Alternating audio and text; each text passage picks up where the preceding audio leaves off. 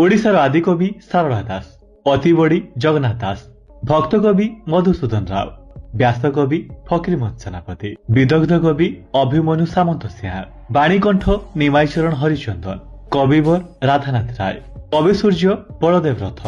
कांत कवि लक्ष्मीकांत महापात्र, कविचंद्र कालीचरण पट्टनायक, छंद कवि राधामोहन गणनायक, कवि मंजुल कृष्ण प्रसाद बसु, जातीय कवि वीरकिशोर दास, कविशेखर चिंतामणि महांती, किशोर कवि श्यामसुंदर दास, गणकवि वैष्णव पाणी, प्रकृति कवि गंगाधर मेहर, प्रेम कवि मायाधर मानसिंह, पल्ली कवि नंदकिशोर बड़,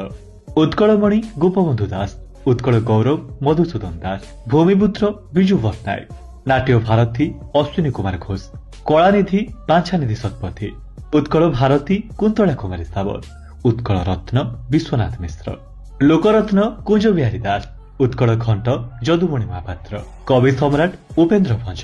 सन्थ कवि भीम भुई, स्वभाव कवि गंगाधर मेहर, कर्मवीर गौरीशंकर राय, उत्कल केशरी हरिकृष्ण महाताब।